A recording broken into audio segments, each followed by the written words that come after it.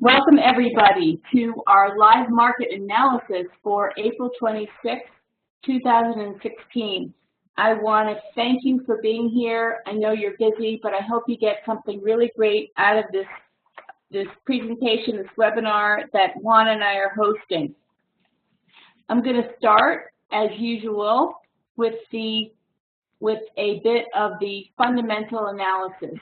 The current fundamental analysis, what's going on in the market. And we'll look at some correlations and look at perhaps the best markets to trade right now and what the triggers are. And Juan is going to show you the analysis on 4 specific markets that we've been following all along. And today we're going to cover the key market drivers, some of the scanner trends, and Juan will then do the wave counts for oil, S&P, the euro, and gold, so we have a smattering of the markets. We want to give you a taste for everything, since the market dynamics are such that all markets are affected and correlated in some way, which we will discuss. And at the end, we will give you an opportunity to join the Elliott Wave desk and get the scanner at fxtradersedge.com/EWD. Great, let's get started. The big picture overview of oil, stocks, dollar, and gold. We have discussed in the past webinars that we have followed the risk on and the risk off stories and have looked at these 4 markets, and the euro as a proxy for the dollar. We've looked at the market correlations to see the intermarket analysis and how they're playing out in these 4 sectors. And we have made the case that while there are different market drivers at any point in time, currently the drivers are U.S. economic activity, and specifically when the Fed will continue to raise rates in 2016. Or in 2017, as some economists are now saying. We have also made the case that the stability of the price of oil was a key factor in the Fed's decision-making process, and therefore have argued that stock traders need to track the price of oil. And one could argue that certain currencies have also played off the commodity theme, the oil theme. So we will show these correlations in a few slides from now. But first things first. Tomorrow, the FOMC statement will be released, and the market will look for dovish or hawkish language clues about future rate hikes and the state of the U.S. economy in the context of what is going on globally. Now, the last few statements have increasingly put more weight on global development, such as China and oil. And the last statement was pretty dovish. Domestic growth and inflation are also key in the decision-making process, of course. So on Thursday, GDP for the first quarter of 2016 in the U.S. will be released, and the expectation is for 0.7% growth, when trend growth is estimated to be near 2%. So weak. And Fed officials, however, are confident that the economy will return to trend growth and that its inflation target will be reached as the labor market continues to strengthen, but we are not there yet. The futures markets are pricing in 1 hike this year with a 50% probability that it will take place in November and a 62.6% probability that the FOMC will wait until December before hiking. There are also those economists that are talking about no hike in 2016, and others that are talking about 2 to 3 hikes in 2016. Also, with the U.S. election coming up in about 6.5 months' time, it is possible that the White House doesn't want public opinion to be swayed by an increase in rates that could hamper stock market gains. So we can only work in probabilities.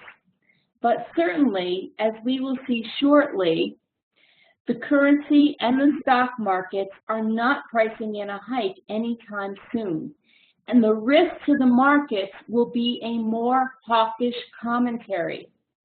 So largely due to the Fed's increasing dovishness since December, what have the markets done?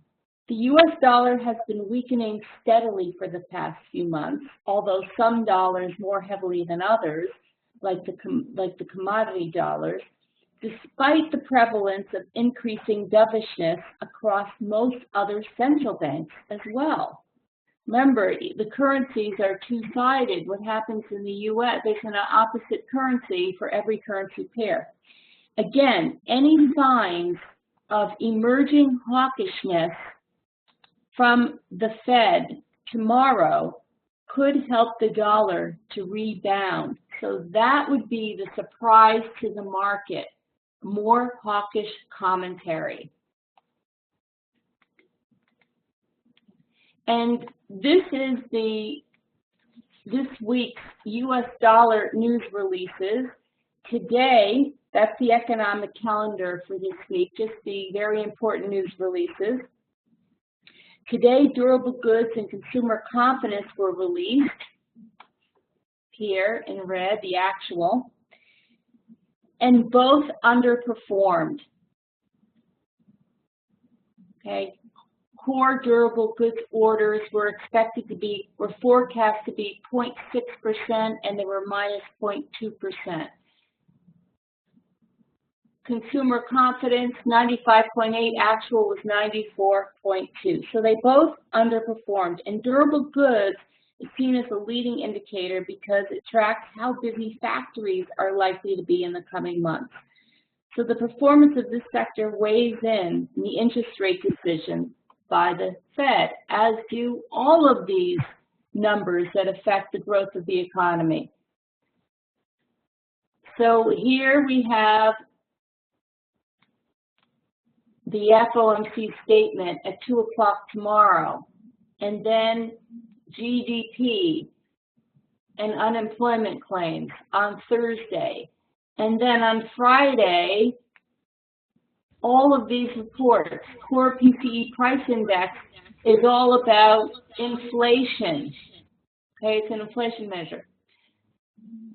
Personal spending, about growth. Purchasing managers index.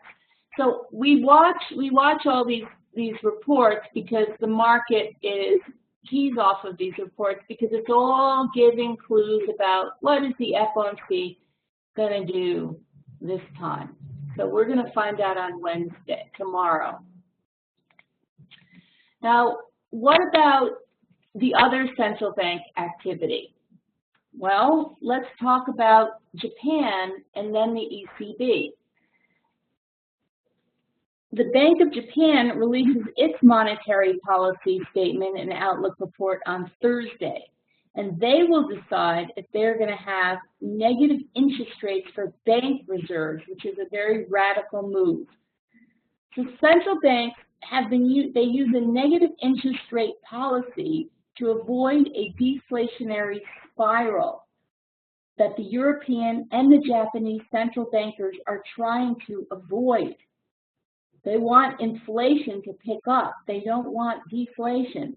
So by charging banks to hold reserves at the central banks, they hope to encourage the banks to lend more, which would in turn encourage more spending and investing. But perhaps the best hope for success lies in the foreign exchange market, because that too can have an impact on spending in an economy. Negative interest rates are supposed to weaken the local currency. That, however, if we just look at the dollar-yen, hasn't been the case, which reached a dollar low of 107.63, so a very strong yen, after trading as high as 123 after the BOJ shocked the markets by using negative interest rates on January 29th. So clearly that didn't work. However, the dollar-yen is above 111 now because the Bank of Japan gets very jittery and nervous with the dollar-yen under 110. And it's above 111 now with the talk of fresh intervention by the BOJ and more stimulus. There are even calls for the Bank of Japan to print helicopter money, which would put cash directly into the hands of Japanese civilians, so to speak, to spend. Okay? So that's what's happening in Japan. So Thursday is going to be very, very interesting. You're going to want to watch the dollar-yen. Now, last week, the ECB left interest rates unchanged, and ECB President Mario Draghi struck a dovish tone and hinted that further easing will need to wait, even with low inflation and economic growth risk. So he left the door open for easing, and the market was very much mixed. First, the euro traded up, and then it traded down. And bottom line is the market is really keying off central bank speak. Okay? Now let's talk about crude oil. Crude oil rallied last week, has been rallying in fact, and we're going to look at these markets momentarily. Despite the lack of agreement on a production freeze. So that caught the market by surprise that the crude oil continued to rally. And what is happening, we spoke about the stock markets keying off crude oil only in the sense of bringing back more stability into the markets. And also, the junk bond market has improved, and it has improved based on crude oil gaining in price. So there are a lot of relationships, intermarket relationships going on. We're just touching on a few of them. Now let's look at some of these correlations. Oh, this is, these are the news releases for this week in the Eurozone and Japan and China. So here we can see a lot of news releases. And in particular, tomorrow is the monetary policy statement and BOJ outlook report that we're going to want to key in on, and the press conference. Okay? But all of these releases have to do with growth or inflation. Okay? And the market looks at these numbers at household spending for growth, core CPI, that's an inflation measure, retail sales affects growth, CPI inflation, etc. Okay, so that's the news releases which you must be following on a daily basis, only to the extent that you don't take new trades when a release is coming out. You need to be aware of the times that these releases are coming out and try to think about what will happen if the release doesn't come in as expected. So I think we just spoke about the drivers and what the market is looking at in terms of expecting interest rate hikes and more, and either dovish or hawkish speak from the Fed and from the other central banks for that matter. So this is the chart that we've been showing for the last 3 monthly webinars that we've done. We have oil and the S&P and the dollar-yen across the top, and then the euro as a proxy for the US dollar, and the DAX and gold across the bottom. Now, if we look at oil and the S&P, we see that there really is a very strong correlation between the price of oil and the price of stocks. Both have rallied, and you can see that very, very clearly.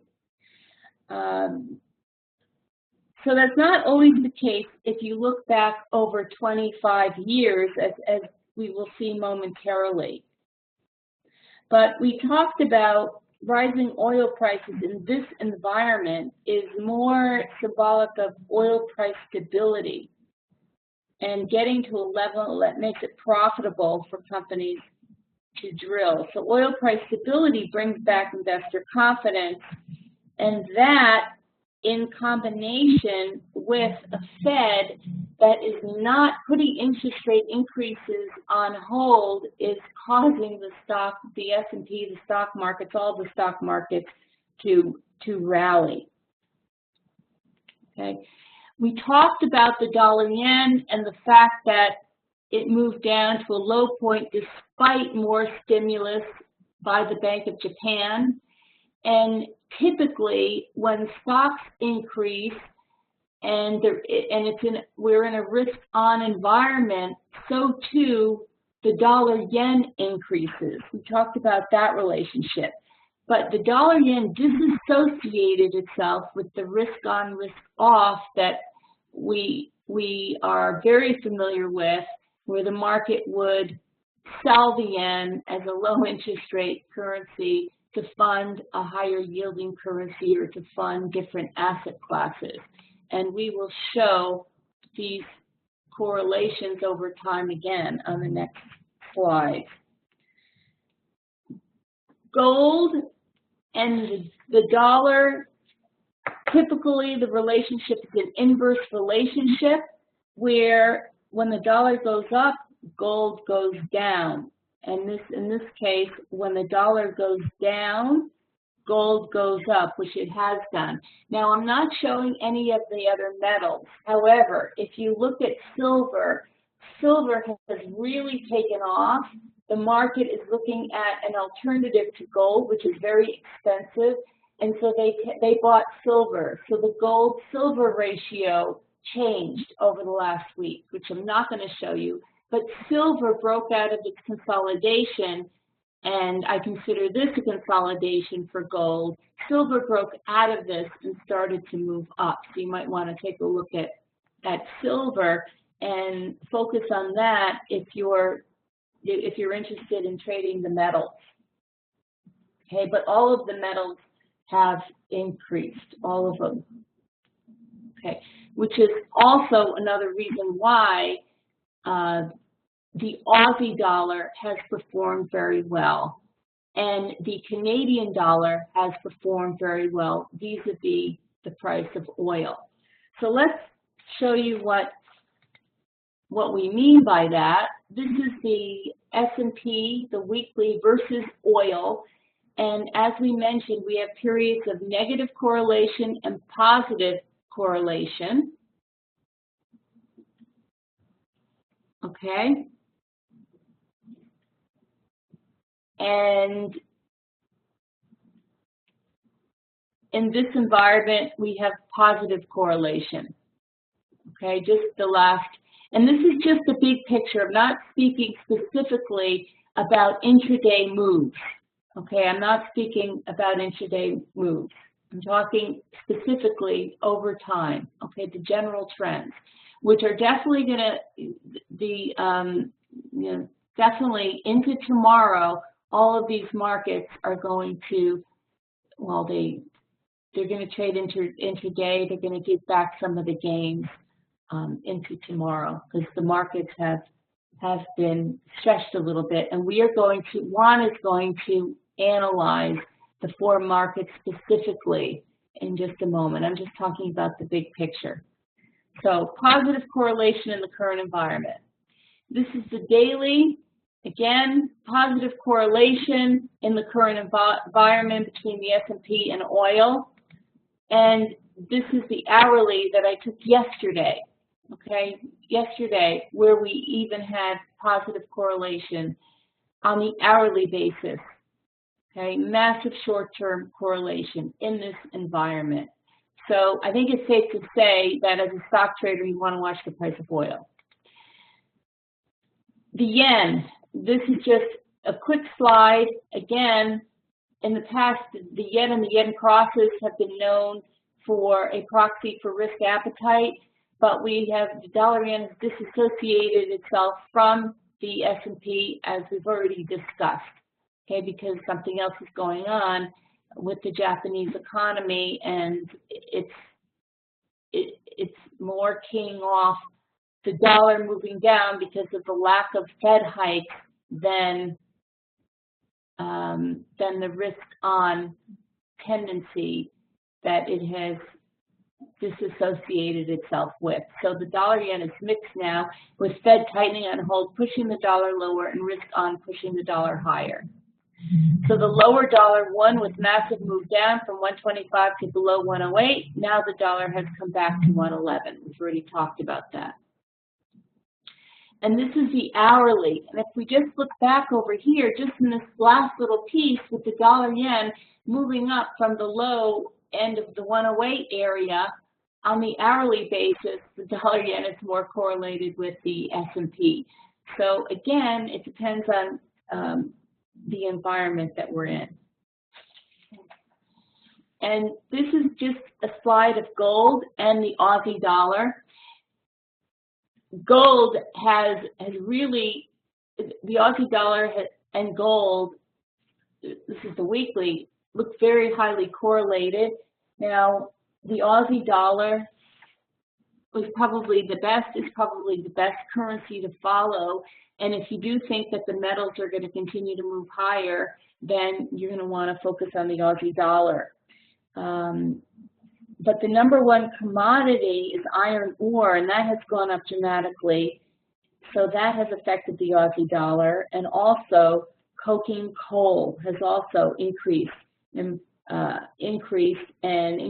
production because China imports coking coal and iron ore from Australia. So that has also put a bid on the Australian dollar. Okay. So what are the comments here? Current environment, positive correlation.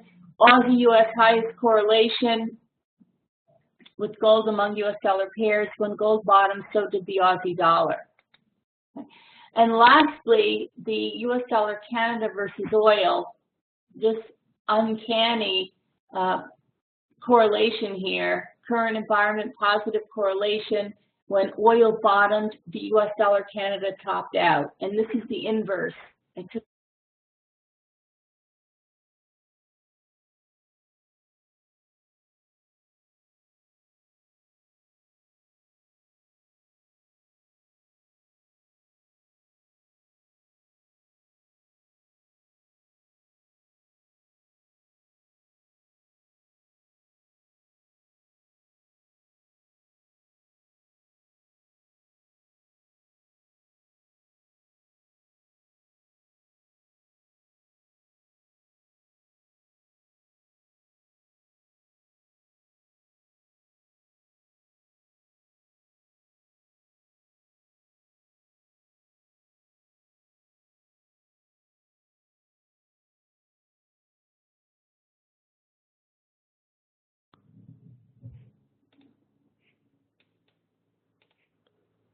Hello traders, it seems that we lost Jody. We don't have audio from her.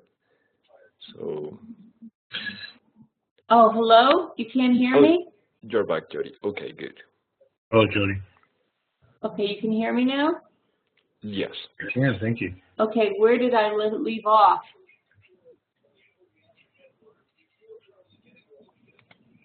The previous slide, I think. Okay, so I didn't talk about the scanner yet? No, not okay, okay. Thanks, Juan. Okay, oil and Canada inverse relationship. Okay, so this is just a slide of the scanner, and all I did here was I highlighted on the 4-hour where the market changed. So oil, and this was all taken yesterday. So if we look at the scanner now, okay, well, I can look at the scanner now. Okay, I'll give you the current prices now. The 4-hour went long at 41.10, and the current price is 45.50. Okay, this is Brent crude oil. Yesterday it was 44.32. The S&P, let me just have a look. Hang on, I'm just looking at the current prices as I'm doing this. Okay. The current price is 2091, so up from when I took it yesterday, and the 4-hour went long at 1934. The dollar yen short from 116.85, The Euro USD very mixed. The DAX long from 10.096,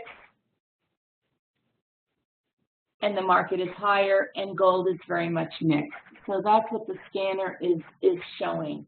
And you really need to look at some of the nuances and for me to explain all the other time frames go beyond the scope of this webinar. Okay, so I think that about covers the fundamental overview and the key market drivers. I think the key is in the language for tomorrow and whether it's going to be more hawkish than dovish, because then certainly the markets I feel will reverse, okay? Because the markets have been building up and just going along with a dovish scenario. But now I'm going to turn it over to Juan, who is going to show you specifically the wave counts for oil, the S&P, the Euro USD, and gold, using a top-down approach and an Elliott wave analysis to see what opportunities there are, to see what the wave counts suggest, and so that you'll be able to go into this number, the FOMC minutes tomorrow with a clear head and with some options for your trading. And then after Juan goes, I'm just going to take it back and just talk a little bit about the Elliott Wave desk at fxtradersedge.com/EWB. So over to you, Juan, and thank you very much.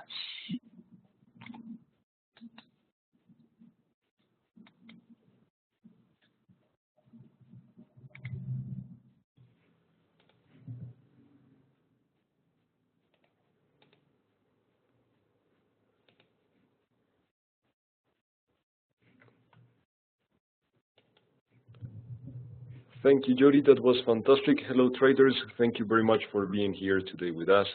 We are going to start with oil. Let's review the market structure, the wave count, and the projection that we have. Our analysis with Elliott wave tells that we are in a corrective wave. This is likely to be a corrective wave mainly because it's losing momentum at the end of the current price action. I will show in lower time frames in a second more details about the move up. But we can't ignore that the trend is bullish. So we have a bullish trend. And according to the technical analysis, well, the price is above the trend line is bullish. So we will need to have a clear reversal and a strong reversal to validate our wave count. On the next time frame, that will be the 4-hour chart, we can start seeing the last leg of our wave number 2. It's something simple. It's just a 3-wave sequence up that we are labeling on the 4-hour chart as an A, as a B, and then as the C wave up. On the 4-hour chart, the plan is simple. You can follow the trend by using this trend line, just connecting the beginning of the last leg with that retracement, and a quicker or faster confirmation of the end of this trend will happen once we have the breakout of this trend line around the 42 area. The price is likely to visit the 45 area before showing any kind of reversal. Let's go there. That will be the hourly chart. On the hourly chart, our forecast is that the price is going to make a new high, is likely to make a new high above the previous high of the 44.49. That new high will make a double top that we expect to see with divergence. Then the price, our projection is to have that leg up with divergence, and that will complete our C wave. Once that happens on this time frame on the hourly chart, we can have a quicker or faster trend line by connecting the beginning of the leg up on April the 17th with this retracement. The forecast that this was a flag was because this is not a reversal pattern, it's not a 5-wave sequence down, it's just 3 waves, it's a consolidation. And today we're having the continuation to the upside. So the forecast is working nicely. Now let's talk about Fibonacci. The Fibo projection that we can use to find the target for our wave 5 green is by using the relationship between the wave 1 green and the current wave 5. The 100% is a common target for this wave, that is the 45-14 area. But if you are conservative, we always recommend the previous high. So the Elliott wave structure is telling that we are going higher to complete the wave 5. On lower time frames, we have quicker trend lines in order to monitor and watch the bullish trend. A signal that something is going wrong will occur or happen if we have the breakout of that trend line before getting to the final destination or target. So always follow the inside trends to check that the forecast is working correctly. For now, for this week, we need to focus on this move up. And don't forget the other trend line to find the end of the sequence. If the price fails in the future to break out the trend line and continues or adds momentum to the oscillator, that is the oscillator that we use, then the bullish move can continue and can continue higher. So the first advice when you're using the Elliott wave theory is to validate the end of your waves. What about the next instrument we're going to check is the S&P. So let's go to the S&P. I want to show first a naked chart without the wave counts, just to get a better perspective on the weekly, and then we check the wave count on lower time frames. Something that we can see on the S&P is that, of course, it did a retracement. The trend is bullish. If we look to the left, we are in the bullish trend. This is just a consolidation in terms of the technical analysis. This can be considered a continuation flag. And this last week, we have a good signal of continuation that was the breakout of the upper trend line. That breakout, a candle close above the trend line, is a good confirmation that the S&P is pretty bullish. And we didn't have any rejection of that level. So taking that in mind, that the price is likely to continue being bullish, and of course, having your resistance at the previous high, 2132, we can check our main wave count. Our main wave count is bullish. The price has been making new highs and new highs during the last months. But those highs are not as a wave 3. Just to check, if you are not familiar with the Elliott wave theory, when you have a wave 1 and then a wave 2, the wave 3 is the strongest. Then you have a wave 4, and then you have a wave 5. But the wave 3 is the strongest. So our main concern with this move up on the S&P is that we didn't have a clear wave 3 during the whole structure. That is why we are applying one of the guidelines of the wave theory that is extending the wave 3. So what that means, to make this pretty simple, is that because we didn't have the wave 3 yet during the whole move up, the next leg should be the strongest, should be that wave 3. Now it's time to have the wave 3. On the hourly chart, it's pretty clear the wave count. We have a 5-wave sequence up that is over, and now the price is building a 3-wave sequence down. So let me move this a little bit to the right. Okay. One of the techniques to find if this is a 3-wave sequence, to validate if this is currently a retracement, is just to have your trend line from the top all the way down. So that would be pretty conservative if we wait for the confirmation at the breakout of that trend line, and might be too late to take any decision. But also, another way to validate this faster is that now we're expecting a 5-wave sequence down. And I will add the Fibonacci level in a second. After the 5-wave sequence on the hourly chart, if we keep seeing divergence, or if we see divergence, because actually we don't have any divergence, but in the future, if we have the divergence, that will be our first validation that we are in the right direction and the wave count is working. And then we can have a quicker validation with an inside trend line.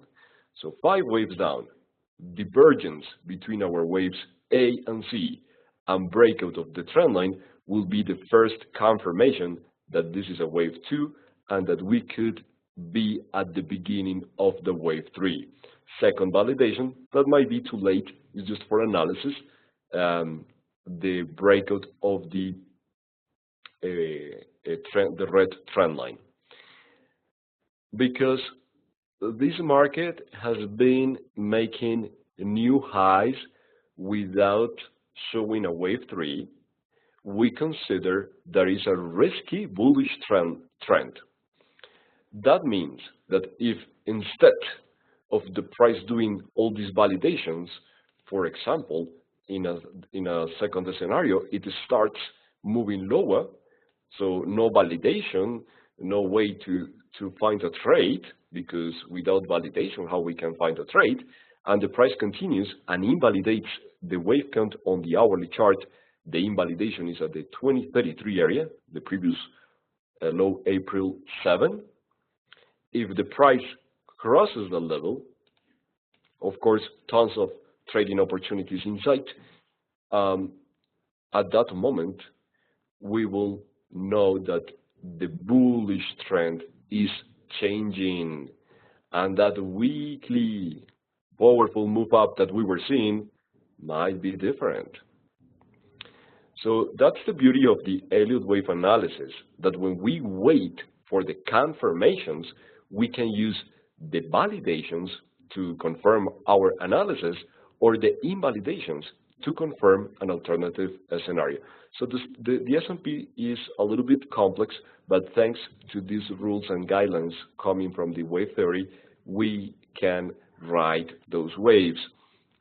On the other side, we have ready an alternative wave count if that breakout of that level that I just explained happens. In that case, that this will be like an alternative scenario, we will start seeing the S&P going down. But we keep our main wave count, and we're expecting for the validation of the end of the wave 2.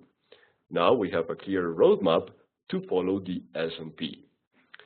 The other instrument that I want to review today, now let's go to the currencies. Let's analyze the Euro-USD from the weekly chart perspective, and then we start checking lower time frames. The weekly chart is building a continuation pattern. So why is a continuation pattern? That's something simple. In the technical analysis, when you have a leg down and then you have a consolidation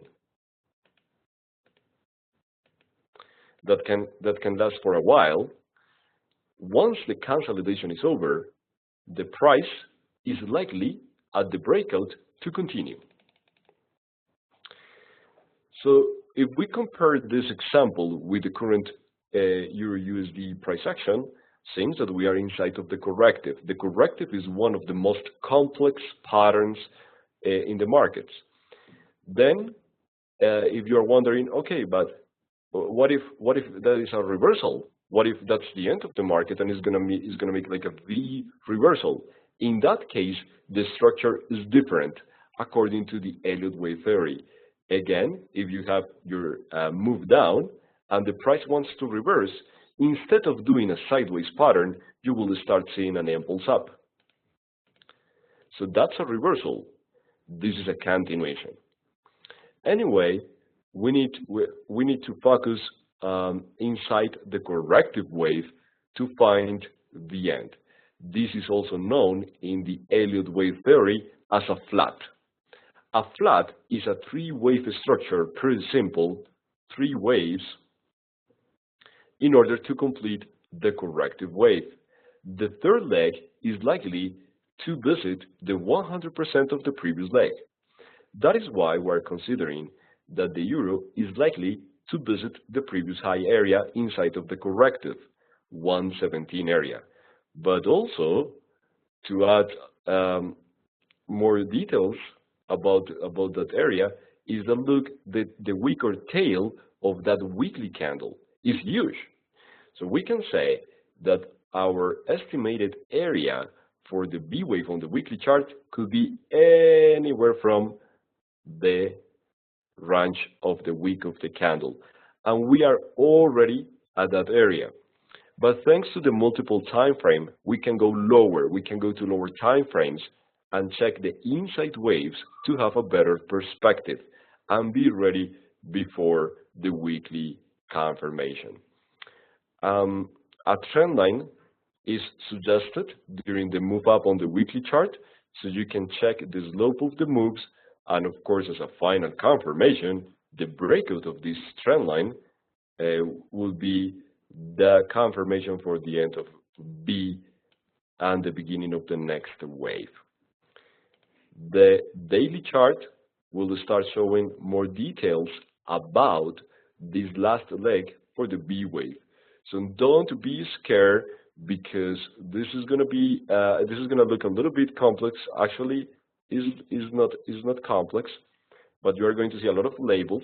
I will explain how we can understand all this price action. The corrective waves always are complex, and especially during these times that we have all these fundamentals, rates, decisions, statements, and all these fundamentals that, of course, makes the markets more complex. We have the main structure that we are suggesting for the euro for this move up on the daily chart, something simple. It's a triple zigzag, something like this. Here is the previous high area, so we're going to call that reversal area. As a price action confirmation, once the price starts getting there, is that we want to see small body candles on the daily chart, high volatility, long weak candles, long tail candles, rejecting small candles, indecision candles, dojis, to confirm that that's a resistance. We don't want to see during once the price gets there a green powerful candle breaking up everything, because that will be a different scenario. So always we need to read the candles and read what the market is saying. The next time frame, the 4-hour chart, will give us a better insight of the current price action. During the last week, and actually almost during the last month, all the month of April, the Euro-USD has been trading sideways. This is a sideways move, is corrective, is choppy, but finally today it started to move higher. The price tried to break out the upper trend line, but it failed. We have a weak, the tail of the candle, of the wick of the candle above the channel, but then it reversed. The hourly chart is where we are going to plan the validation. Don't forget that here we need to find the end of our B wave red in order to confirm that actually the euro wants to go higher to the 117 area. The plan to confirm that wave on this time frame is quite easy and simple. We have a leg up, 1, 2, the 3 that is in progress. Then we would like to see a 4 and 5. Remember, 5 waves after a corrective wave, like the one that we have been seeing during the whole month of April, is a strong Elliott wave reversal signal. But we need to wait for those 5 waves, especially if you are looking for a swing trade. If you are day trading or scalping, you can continue going lower and finding your trade ideas inside. After the wave 1 comes a 3-wave sequence that usually is a pullback to the main trend line. So after that pullback, what we recommend is just to follow the price with the trend line. The final confirmation, like the most conservative, will be the breakout of that trend line. Confirmation for the end of the wave 2 orange, confirmation for the end of the wave B red, and confirmation of our Elliott wave target at the 117. But that's too far away, and when you are trading, you never can think about those huge targets. It's better to be conservative, and we can use Fibonacci projections to estimate the conservative targets. So a conservative target, if all the setup is complete, as I mentioned, it could be the 114.79 area.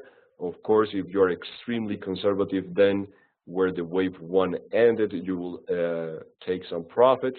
But that's something different because that depends on your trading strategy. This is just analysis and a forecast using the Elliott waves. And the last instrument we're going to check today is gold. For gold, I have ready, before I show the wave count, a monthly chart explaining the retracement that we are following. As you already know, gold has been dropping since September 2011. The bearish move started. It went to the 61.8% of retracement, and we are taking this FIBO from the previous significant retracement of the bullish move. And that's the area. As you can see, most of the times Fibonacci is not precise, but that's the area. Of course, we have been following the waves inside, but what I want to highlight is the breakout of this trend line.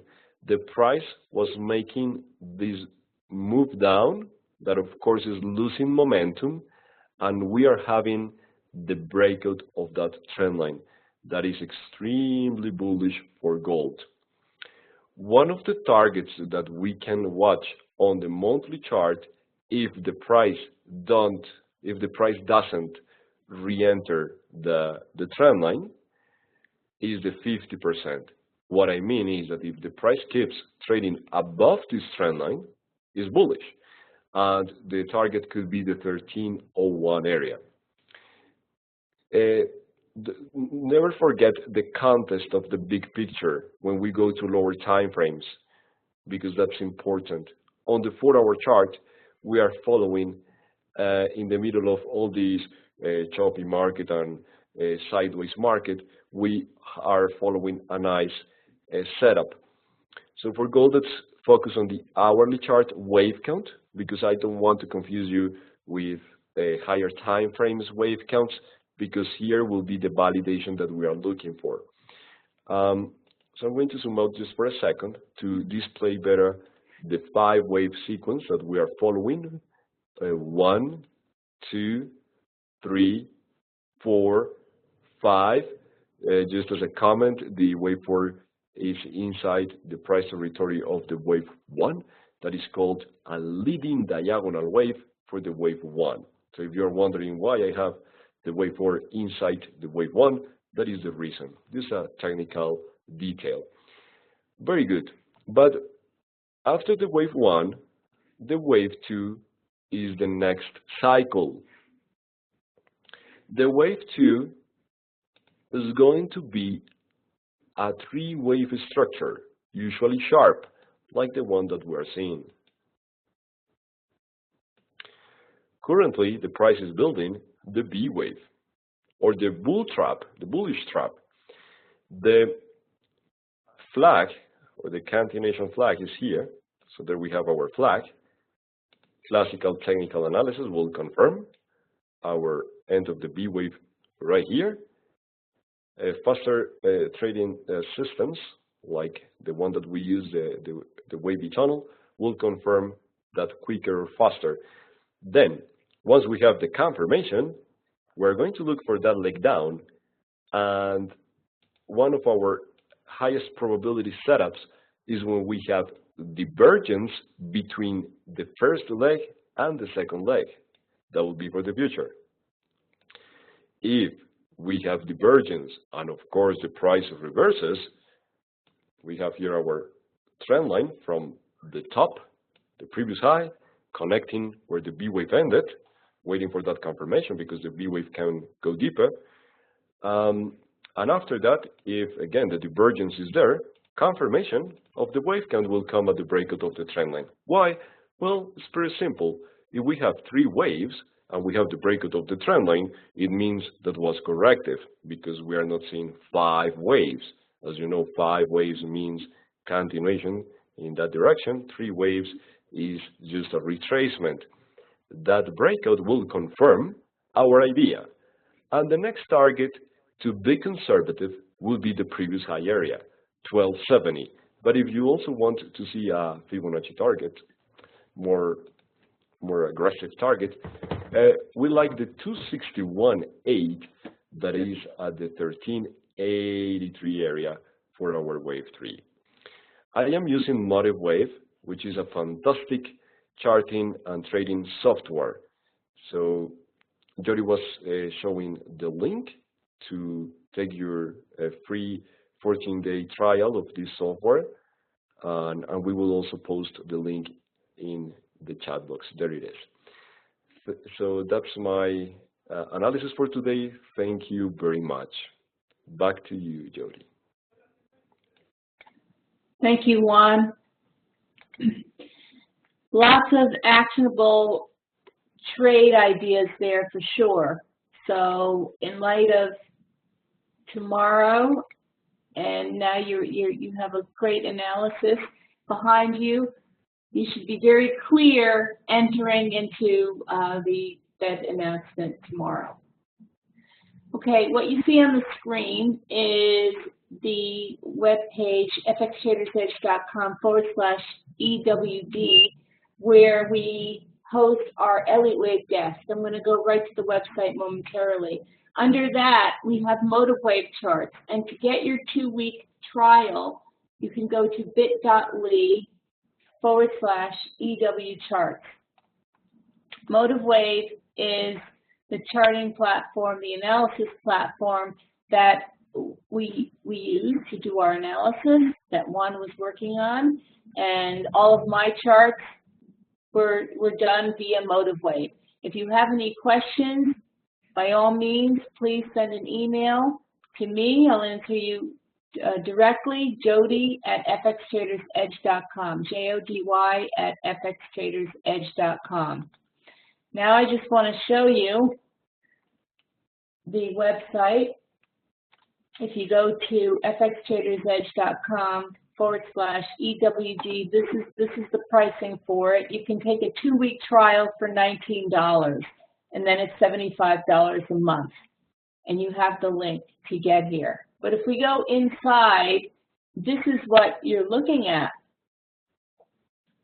You're looking at 13 different currency pairs, stock indices, and commodities being analyzed every single day.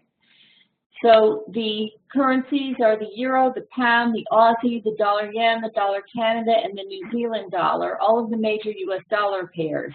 The stock indexes are the S&P, the Dow, the NASDAQ, the Russell, and the DAX. and then for commodities, gold and oil. So this is what you get on a daily basis. You get weekly and monthly charts, daily counts, and daily videos. Every single day you get a video where Juan takes you through all of these markets, all 13 markets. Some of you asked about the scanner. This is the scanner. We scan 36 different currency pairs.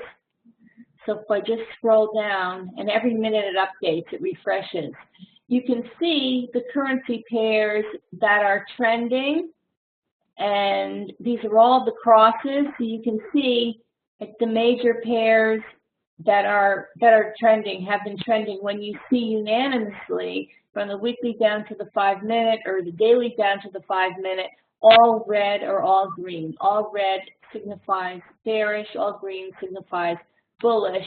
And this tells you what the current price is, and it tells you the date and the time at which the market turned bullish or bearish. And the number of candles that it is long or short for. It's very conservative. It's based on our wavy tunnel strategy, which we teach to our students. And it's based on it's really, I call it the Elliott wave scanner from the weekly down to the 5-minute.